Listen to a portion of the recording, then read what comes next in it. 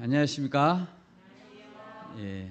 오늘도 낮에 너무 더웠는데 또 요즘 감기도 많이 걸린 것 같아요. 그래서 몸 관리 잘 하시고 주님 주시는 평강 가운데 승리하시길 바랍니다. 아멘. 오늘 본문을 보면 어느 날 바리새인과 서기관들이 예수님께 나와서 물었습니다. 2절 말씀입니다. 당신의 제자들이 어찌하여 장로들의 전통을 범하나이까? 떡 먹을 때 손을 씻지 아니하나이다. 이것은 그냥 알고 싶어서 묻는 것이 아니라 비난하고 공격하려는 목적이었습니다. 바리새인들은 요한의 제자들을 부추겨서 함께 예수님을 공격하기도 했습니다. 마태복음 9장 14절 제가 읽겠습니다. 그때 요한의 제자들이 예수께 나와 이르되 우리와 바리새인들은 금식하는데 어찌하여 당신의 제자들은 금식하지 아니하나이까? 또 제자들이 안식일에 밀 이삭을 잘라 먹는다고 안식일 법을 어겼다고 공격했습니다. 그들의 관심은 온통 법을 지키느냐 법을 지키지 않느냐 이것이었습니다. 예수님과 그 제자들이 백성들을 위해 참 고생이 많네 이런 마음이 전혀 없었습니다. 따뜻한 마음으로 바라볼 생각은 눈꼽만큼도 없었습니다. 그런 바리새인들과 서기관들에게 마음의 평강이 있을 리 만무합니다.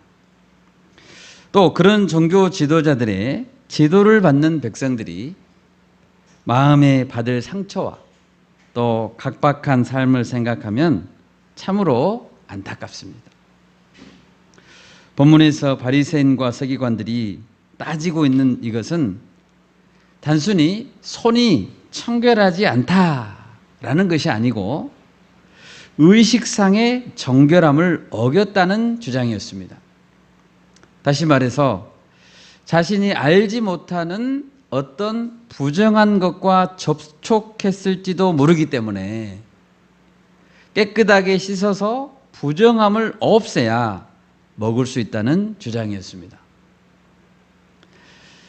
여러분, 이 세상의 모든 부정함을 정결하게 하고도 남을 예수님께서 함께하고 계시는 제자들입니다. 아멘?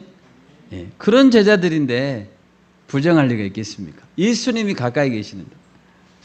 그들은 예수님이 누군지 몰랐습니다. 예수님은 이 질문을 받고 답변하십니다. 오늘 말씀의 제목은 나를 헛되이 경배하는도다입니다. 여러분, 바리새인들과 서기관들은 스스로 하나님을 잘 섬긴다고 자랑하던 자들이었습니다. 그런데 예수님은 그들에게 너희들은 하나님을 헛되이 경배한다라고 말하고 있습니다. 이 시간 그들의 문제점이 무엇이었는가 생각해보고 그것을 거울 삼아서 우리 자신도 돌아보기를 원합니다. 첫 번째로 그들은 장로들의 전통을 지키려고 하나님의 계명을 어겼습니다. 3절을 보십시오. 예수님은 대답했습니다. 대답하여 이르시되 너희는 어찌하여 너희의 전통으로 하나님의 계명을 범하느냐? 장로들의 전통은 바벨론 포로기 이후에 생긴 규범이었습니다. 그리고 예수님 당시에는 구전으로 전해 내려오고 있었습니다. 이것은 나중에 주후 2세기가 끝날 무렵에 미시나라는 책으로 편집되었습니다. 바리새인들과 서기관들은 이렇게 수백 년간 내려온 종교 전통을 하나님의 율법만큼이나 구속력이 있는 것으로 보았습니다. 이 전통은 구약의 율법에 근거를 둔 것이었지만 과도하게 확대 해석된 것이 많았고 점차 형식적으로 지켜지게 됐습니다. 음식을 먹기 전에는 손을 씻어야 한다라는 그들의 규범의 근거는 레위기 22장이었습니다. 우리 같이 한번 찾아보겠습니다. 레위기 22장 6절과 7절, 구약성경 180페이지입니다. 레위기 22장 6절과 7절입니다. 우리 같이 한번 읽겠습니다. 곧 이런 것에 접촉된 자는 저녁까지 부정하니 그의 몸을 물로 씻지 아니하면 그 성물을 먹지 못할지며 해질 때에야 정하리니 그 후에야 그 성물을 먹을 것이니라. 이는 자기의 음식이 됨이니라. 아멘. 이처럼 모세 율법에는 제사장 외의 사람들에게는 음식을 먹기 전에 손을 씻어야 한다는 규정이 없었습니다. 제사장들에게 적용되는 말씀이었죠. 그렇지만 구전된 장로의 규범에 의하면 모든 유대인들이 공식적인 기도나 식사 전에는 손을 씻어야 한다라고 규정했습니다. 얼마나 까다로운 규정입니까? 여러분, 이런 바리새인과 서기관들의 주장에는 어떤 문제가 있습니까? 먼저 그들이 장로들의 유전을 하나님의 계명보다 더 중요하게 생각한다는 것입니다. 그러다 보니 율법을 주신 하나님의 본래의 취지는 어디로 가버리고 형식만, 껍데기만 남았습니다. 손을 씻었느냐 안 씻었느냐 보여지는 행동이 중요한 관건이 되었습니다. 구전으로 내려온 다른 수많은 규범들도 백성들에게 과도한 멍해를 지우고 율법주의를 낳게 되었습니다. 예수님은 그들을 깨우쳐 주시고자 잘못된 관습의 대표적인 한 가지 사례를 들어서 설명해 주셨습니다. 본문 4절과 6절을 보십시오. 하나님은 10계명 중에 제5계명에서 네 부모를 공경하라 하셨습니다. 그리고 출애굽기 21장 17절에서는 자기의 아버지나 어머니를 저주하는 자는 반드시 죽일지니라 라고 말씀했습니다.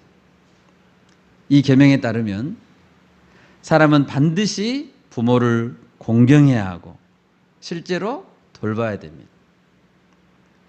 공경한다는 것은 공손하게 대하는 것은 물론이고 관심을 갖고 적극적으로 배려하고 돌보는 것까지 포함합니다. 그것이 공경입니다. 또 아버지나 어머니를 저주한다는 것은 말로써 함부로 대하고 욕하는 것은 물론이고 무관심하고 방치하고 학대하는 것까지도 포함합니다. 요즘 시대의 많은 죄악들이 어릴 때 부모를 공경하는 법을 훈련하지 못해 생긴 것 같습니다. 이것은 저만의 생각은 아닌 것 같습니다. 그런데 그 당시 바리새인과 서기관들은 장로들의 유전에 따라 부모님께 마땅히 드려야 할 것을 드리지 않고도 고르반입니다 라고만 하면 아무것도 부모님께 드리지 않아도 된다고 가르쳤습니다.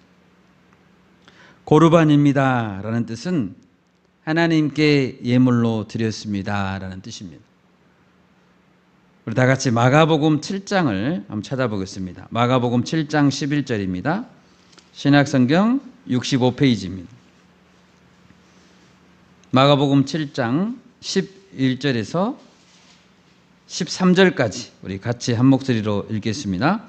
너희는 이르되 사람이 아버지에게나 어머니에게나 말하기를 내가 드려 유익하게 할 것이 고르반 곧 하나님께 드림이 되었다고 하기만 하면 그만이라 하고 자기 아버지나 어머니에게 다시 아무것도 하여 드리기를 허락하지 아니하여 너희가 전한 전통으로 하나님의 말씀을 폐하며 또 이 같은 일을 많이 행하느니라 하시고 아멘. 그들은 장로들의 전통을 지킨다는 명목을 내세워서 교묘하게 그리고 합법적으로 부모를 공경하지 않았습니다. 자기들이 번 돈의 일부를 부모보다 더 큰 하나님께 바쳤기 때문에 부모를 재정적으로 지원하지 않아도 괜찮다고 주장했습니다. 얼마나 위선적인 생각입니까? 고르반입니다 라고만 말하고 끝내버리는 것은 명백하게 부모를 공경하지 않는 것이고 학대하는 행위였습니다. 예수님의 해석에 따르면 바리새인과 서기관들은 부모를 공경하지도 않았고 오히려 저주하는 자들이었습니다. 죽임을 당해 마땅한 악한 자들이었습니다. 예수님께서 또 이 같은 일을 너희가 많이 행하느니라 라고 한 것을 보면 그들은 부모에 관한 율법을 어길 뿐만 아니라 이와 비슷한 방법으로 다른 율법 조항들을 어긴 것이 많았습니다. 우리 요한일서 4장을 한번 찾아보겠습니다. 요한일서 4장 20절과 21절 같이 한번 읽겠습니다. 누구든지 하나님을 사랑하노라 하고 그 형제를 미워하면 이는 거짓말하는 자니 보는 바 그 형제를 사랑하지 아니하는 자는 보지 못하는 바 하나님을 사랑할 수 없느니라. 우리가 이 계명을 주께 받았나니 하나님을 사랑하는 자는 또한 그 형제를 사랑할지니라. 아멘. 바라기는 우리 교회가 새신자들 또 연약한 자들이 우리 가운데 왔을 때 가장 존중받고 사랑받는 교회가 될 수 있기를 바랍니다. 아멘. 이 시간 우리도 우리 자신을 돌아보기를 원합니다. 우리는 정말로 하나님께서 주신 계명을 잘 지키려고 애쓰고 있는가 생각해 봅시다. 형식적으로만 지킬 것이 아니라 마음을 다해 지킬 수 있기를 바랍니다. 우리는 누구나 지금까지 해왔던 익숙한 전통을 지킬 때 마음이 편안합니다. 그렇지만 하나님의 뜻에 맞지 않는 전통임에도 불구하고 그 전통을 바꾸는 것을 두려워한다면 그것은 잘못입니다. 우리는 우리에게 익숙한 전통이 하나님의 말씀을 무너뜨리고 있지는 않는지 늘 점검하고 돌아봐야 하겠습니다. 예수님은 본문 9절에서 그들에게 직격탄을 날렸습니다. 그들의 예배하는 것이 헛되이 경배하는 것이다 라고 책망했습니다. 헛된 예배, 헛된 경배는 비극 중에서 가장 안타까운 비극입니다. 예배는 하지만 헛된 예배를 한다는 거죠. 여러분, 하나님은 언제든지 자기에게 진정으로 예배하는 자들을 찾으십니다. 하나님은 우리들의 바른 예배를 받기를 원하십니다. 요한복음 4장 23절에서 예수님은 이렇게 말씀했습니다. 아버지께 참되게 예배하는 자들은 영과 진리로 예배할 때가 오나니 곧 이때라. 아버지께서는 자기에게 이렇게 예배하는 자들을 찾으시느니라. 하나님 아버지께 진리로 나아가지 않는 모든 예배, 진리 위에 서 있지 않는 예배는 모두 잘못된 예배이고 우상 숭배입니다. 사탄이 예수님을 시험했는데 그 시험의 마지막 시험은 경배에 관한 시험이었죠. 3가지 시험을 했잖아요. 마태복음 4장에서 마지막 시험 이랬습니다.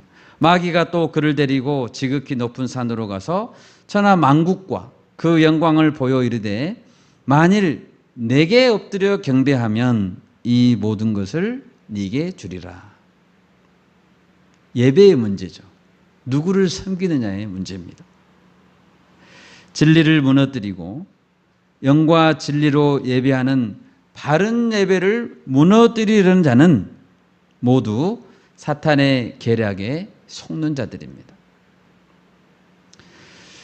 마지막 때가 가까이 올수록 분명한 시대 현상은 진리의 말씀이 왜곡되는 것이고 오직 진리가 선포되어야 될 강단이 점점 더 불순물이 섞인 말씀으로 오염되는 현상입니다.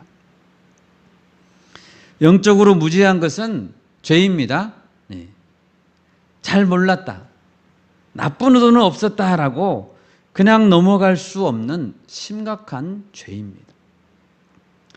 교회는 가장 선한 것을 선포해야 됩니다. 아멘. 교회는 가장 본받을 만한 것을 선포해야 됩니다. 어리석은 말, 누추한 말은 하지도 말라고 했습니다. 탐욕은 그 이름도 부르지 말라고 했습니다. 하나님은 우리를 이 시대의 파수꾼으로 부르셨고 우리에게 귀한 생명을 맡겼다는 사실을 결코 잊어서는 안 됩니다. 우리가 매 순간 깨어 있어서 진정한 예배를 하나님께 드릴 수 있기를 소원합니다. 아멘.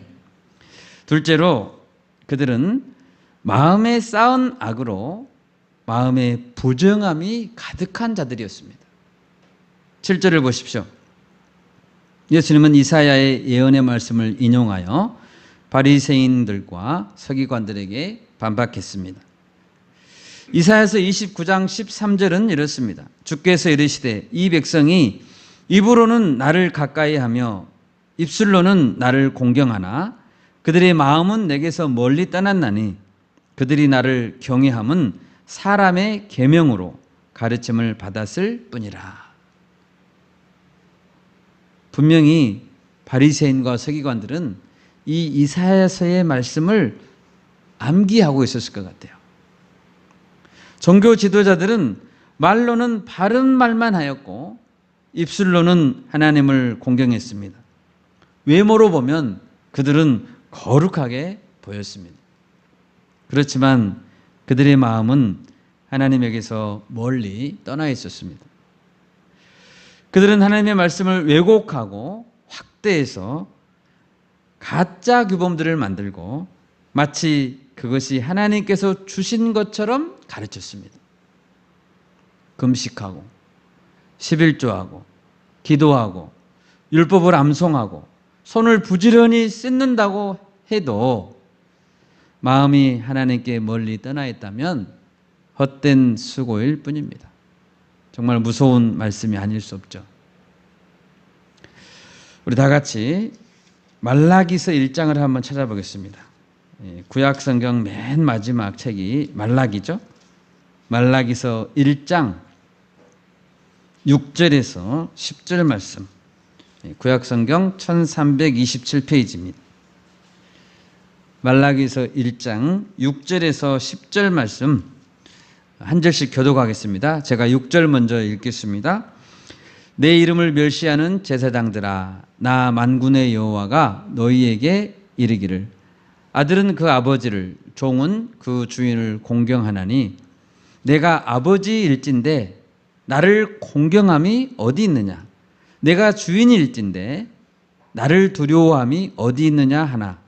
너희는 이르기를 우리가 어떻게 주의 이름을 멸시하였나이까 하는도다.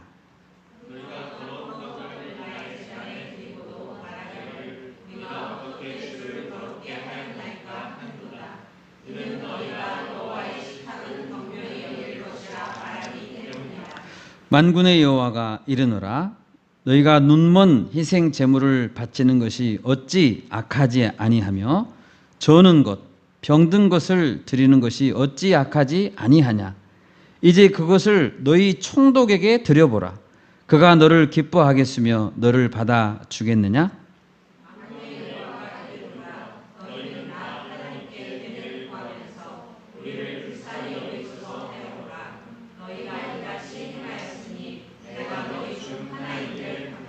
네, 10절 같이 읽습니다. 만군의 여호와가 이르노라 너희가 내 제단 위에 헛되이 불사르지 못하게 하기 위하여 너희 중에 성전 문을 닫을 자가 있었으면 좋겠도다.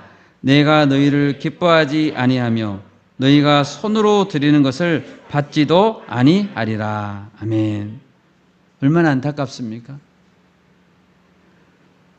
마음에서 하나님을 떠난 자들은 더러운 떡을 드렸고 눈먼 희생 제물도 드리기 아까워했고 저는 것, 병든 희생 제물들을 골라서 드렸습니다. 하나님은 도저히 참을 수 없어서 차라리 성전 문을 닫을 자가 있었으면 좋겠다라고 탄식하셨습니다. 여러분, 손을 씻지 않고 먹는 제자들보다 마음속에 가득한 악을 쏟아내는 종교 지도자들이 더 부정한 자들입니다.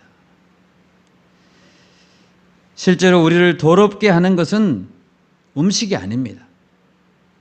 예수님은 마가복음 7장 19절에서 모든 음식물은 깨끗하다라고 선언했습니다. 본문 19절에서 예수님은 말씀하십니다. 마음에서 나오는 것은 악한 생각과 살인과 간음과 음란과 도둑질과 거짓 증언과 비방이라고 했습니다. 손을 씻지 않는 자들보다 탐욕이 가득한 마음으로 하나님께 나오는 자들이 더욱 예배자로서 부적합한 자들인 것입니다. 우리가 묵상하고 있는 예레미야 32장에 보면 하나님은 이스라엘 백성들에게 복을 주기 위해 그들을 떠나지 않겠다라고 말씀하셨습니다. 그리고 이렇게 말씀했습니다. 내가 기쁨으로 그들에게 복을 주되 분명히 나의 마음과 정성을 다하여 그들을 이 땅에 심으리라 라고 말했습니다. 하나님은 한결같은 마음으로 이스라엘 백성을 사랑했습니다. 하나님 우리에게 이렇게 요구하시죠. 마음과 정성을 다해라. 하나님 우리에게 그렇게 요구하기 전에 하나님 자신이 먼저 마음과 정성을 쏟는 본을 보여주셨습니다. 사랑은 여기 있으니 우리가 하나님을 사랑한 것이 아니요 하나님이 우리를 사랑하사 우리 죄를 속하기 위하여 화목 제물로 그 아들을 보내셨음이라. 아멘. 여러분, 아들을 주신 것보다 더 마음과 정성을 쏟을 수 있나요? 그렇지만 사람들은 하나님께 감사하지도 사랑하지도 않았고 은혜를 잊어버렸습니다. 여러분, 우리가 이 하나님의 사랑을 깊이 다시 새길 수 있기를 바랍니다. 우리를 온 마음과 정성을 다해 먼저 사랑해 주시는 그 깊은 사랑을 찬양하고 기억할 수 있기를 바랍니다. 마음에 가득한 악을 회개함으로 우리가 씻어내고 형식적인 예배가 아니라 온 마음과 뜻을 다해 하나님께 나아갈 수 있기를 간절히 소원합니다. 무엇보다 부정한 마음을 정결한 마음으로 만드는 길은 단순히 씻음이 아니라 그리스도의 피로 씻는 것입니다. 우리는 우리가 할 수 있는 어떤 방법으로도 우리의 마음이 정결하게 만들 수 없습니다. 요한일서 1장 7절입니다. 그가 빛 가운데 계신 것 같이 우리도 빛 가운데 행하면 우리가 서로 사귐이 있고 그 아들 예수의 피가 우리를 모든 죄에서 깨끗하게 하실 것이요. 아멘. 우리를 모든 죄에서 깨끗하게 하신 것은 예수님의 피입니다. 오직 예수님의 피만이 우리를 모든 불의에서 깨끗하게 하실 줄을 믿습니다. 마지막 셋째로 바리새인과 서기관들은 맹인으로서 맹인을 인도하려고 했다는 것입니다. 그들은 평소에 자신들을 맹인의 인도자라고 불렀습니다. 그리고 어둠에 있는 자의 빛이라고 자처했습니다. 우리 로마서 2장을 한번 찾아보겠습니다. 로마서 2장입니다. 17절에서 20절 말씀 우리 같이 읽겠습니다. 로마서 2장 17절에서 20절 말씀입니다. 유대인이라 불리는 내가 율법을 의지하며 하나님을 자랑하며 율법의 교훈을 받아 하나님의 뜻을 알고 지극히 선한 것을 분간하며 맹인의 길을 인도하는 자요 어둠에 있는 자의 빛이요 율법에 있는 지식과 진리의 모본을 가진 자로서 어리석은 자의 교사요 어린 아이의 선생이라고 스스로 믿으니. 그들은 자신들을 맹인의 길을 인도하는 자다. 어둠에 있는 자의 빛이다. 어리석은 자의 교사다라고 자처했습니다. 그런데 그들의 삶은 가르침과 정반대였습니다. 이어서 같이 읽겠습니다. 로마서 2장 21절에서 24절까지 같이 읽습니다. 그러면 다른 사람을 가르치는 내가 네 자신은 가르치지 아니하느냐? 도둑질하지 말라 선포하는 내가 도둑질하느냐? 간음하지 말라 말하는 내가 간음하느냐? 우상을 가증히 여기는 내가 신전 물건을 도둑질하느냐? 율법을 자랑하는 내가 율법을 범함으로 하나님을 욕되게 하느냐? 기록된 바와 같이 하나님의 이름이 너희 때문에 이방인 중에서 모독을 받는도다. 아멘. 하나님의 이름이 이방인 중에서 너희 때문에 모독을 받는도다. 이 말씀은 요즘 우리 시대에 기독교를 고발하는 것 같습니다. 하나님의 이름이 땅에 떨어지고 예수님의 이름이 불신자들 중에서 모독을 받습니다. 정말 부끄럽고 안타깝습니다. 일반적으로 맹인들은 자신이 맹인이라는 사실을 잘 압니다. 그런데 바리새인과 서기관들은 자신들이 맹인이라는 사실을 모르는 맹인들이었습니다. 진짜 맹인들이죠. 자기들이 밝은 눈을 가지고 있고 사람들을 바른 길로 이끌고 있다고 착각했습니다. 그리고 열심히 인도했습니다. 얼마나 위험한 상황입니까? 그들은 어떤 면에서 영적인 맹인들입니까? 앞에서 나눈 대로 율법에 대해 제대로 볼 수 없는 맹인들이었습니다. 율법에 있는 지식과 진리의 모본을 가진 자라고 스스로 믿었지만 율법의 참 뜻을 알지 못했고 삐뚤어진 해석으로 사람들을 이끌었습니다. 일반 백성들은 예수님의 가르침을 듣고 놀랐습니다. 그리고 그 가르치는 것이 권위 있는 자와 같다고 놀라면서 인정했습니다. 그런데도 바리새인과 서기관들은 마음을 닫고 예수님의 해석을 권위 있는 해석이라고 인정하지 않았습니다. 그들이 맹인이 되어 일으킨 가장 큰 문제는 예수님을 그리스도로 자신들의 구원자로 제대로 알아보지 못했다는 것이죠. 예수님께서 구약의 예언을 성취하는 수많은 표적을 보였음에도 불구하고 예수님을 시험하고자 하여 하늘로부터 오는 표적을 자꾸만 구했습니다. 심지어 이방인들까지도 예수님을 하나님의 아들이었다라고 인정했습니다.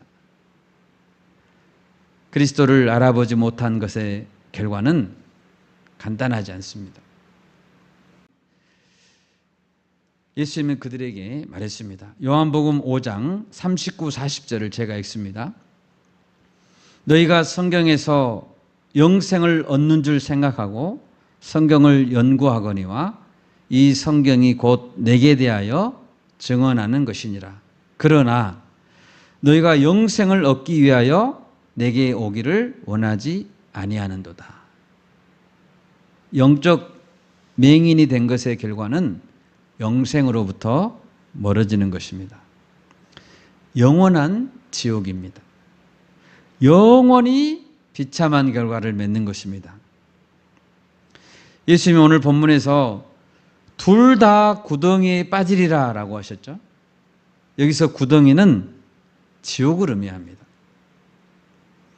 예수님은 그들의 비참한 결과에 대해서 마태복음 23장에서 말했습니다. 화 있을진저 외식하는 서기관들과 바리새인들이여, 너희는 천국 문을 사람들 앞에서 닫고 너희도 들어가지 않고 들어가려 하는 자도 들어가지 못하게 하는도다. 자기만 지옥에 가는 것이 아니라 불쌍한 양떼들을 영원히 죽이는 죄를 범한 것입니다. 예수님은 본문 13절에서 경고했습니다. 내 하늘 아버지께서 심으시지 않는 것은 뽑힐 것이다. 선성된 자는 배우는 자보다 더 큰 심판을 받게 됩니다. 이 시대의 영적 교사들을 위해서 우리가 기도해 주어야 합니다. 점점 시간이 갈수록 한국 교계 지도자들에 대한 비판이 많아질 것 같습니다. 이럴 때 우리 교회가 영적으로 깨어있는 청년 교사들을 많이 길러냅시다. 네, 아멘. 그래서 그들을 통해서 어둠 가운데 있는 영혼들에게 빛 대신 예수님을 만나게 해줄 수 있기를 간절히 소원합니다. 아멘. 이제 말씀을 맺고자 합니다. 예수님은 인간의 전통과 관습을 가지고 하나님의 계명을 가로막는 행위를 강하게 책망했습니다. 헛된 예배를 그치라고 말씀했습니다. 그리고 어두운 영적 무지에서 깨어나기를 원하고 계십니다. 우리가 이 말씀을 새기면서 늘 말씀 안에서 깨어서 바르게 하나님을 예배하기를 원합니다. 아멘. 말씀을 배우고 가르칠 뿐만 아니라 지키기를 힘쓰는 저와 여러분이 될 수 있기를 간절히 기도합니다. 아멘. 제가 기도하겠습니다.